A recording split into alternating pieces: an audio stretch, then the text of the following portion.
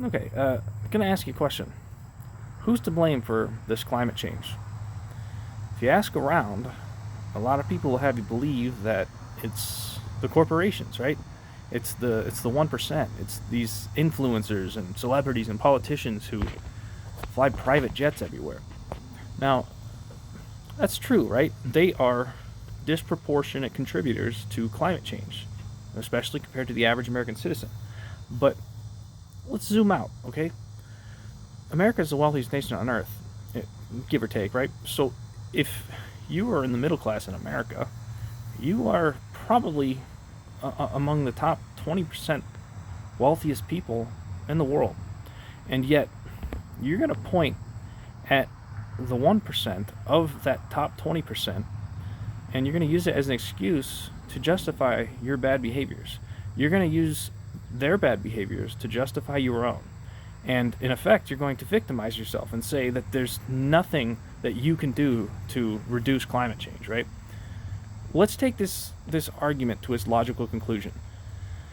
There's always going to be somebody with a bigger private jet than you. There's always going to be somebody with a bigger yacht. There's always going to be somebody who's a bigger contributor to climate change than you. So if you're going to victimize yourself and use that as an excuse to justify your contributions to climate change, then you're going to justify those contributions indefinitely, right? That's the logical conclusion here. So you have to look at like who is driving this climate change that is caused by these corporations. It's everyday Americans, right? It's everyday consumers. If you're buying stuff that you don't need, if you're buying clothes that you wear twice, or you're buying cars that you drive once a year, what are you doing? Okay, you are the problem. And if you're not willing to accept that, I'm sorry, but you're living in a different reality. Again, like you need to see the cognitive dissonance, your cognitive dissonance for what it is. I mean, we are the ones working for these corporations. They're paying us, okay? We are the ones investing into these 401ks and IRAs that again feed these corporations. They are made up of everyday Americans, right? If you're going to point at the military industrial complex as as this biggest contributor to climate change, and then justify and victimize yourself, then I mean, who are the people voting for the politicians that drive this military industrial complex? It's the people voting for these Democrats, these establishment Democrats and Republicans. We are the problem, and if you don't accept that, I'm sorry, you're just thinking about this like a child, all right? So what can you do? Well, you can ride a bike, okay? Ride a bike to the work or to the grocery store. Quit making excuses. Get a little sweaty. Guess what? The body sweats for a reason. You sweat to get rid of it gets rid of shit in your body that it doesn't want in there, right? Eat less meat, okay? Turn the lights off, okay? And open the blinds. Get some sunlight in your eyes, right? Buy local food, okay? You'll reduce the transportation of food across the country. That's a huge deal, all right? How about what else? Buy food in bulk. Buy or cook food in bulk even, okay? Plant a garden if you can. Turn the AC down, all right? The bottom line is that, I mean, AC is an interesting one, right? Because we know of the law of conservation of energy.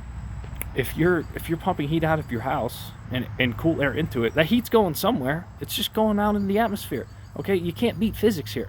So the bottom line is that we have built our comforts on unsustainable energy sources, and in order to fix that problem, it's going to require discomfort, all right? You're going to have to accept discomfort in order to fix the problem. If we all wait around for some sustainable energy source to take off, we're probably going to boil the oceans before that happens. Okay, we can't count on a sustainable energy source just being handed to us, all right? You're going to have to look at your own behaviors, all right? You're going to have to swallow your pride. If you don't, again, it's just going to get worse, all right? Seriously, look at your behaviors. Look at the stuff you buy, and Ask yourself if it's necessary. If it's food, go ahead, go for it, okay? And I'll say this, you should quit eating all the processed food, because I talk about processed food a lot, but in short, it's making you sick. And if you don't know that, then you need to do more research. But again, you can buy food, you can buy clothes when you need them, okay?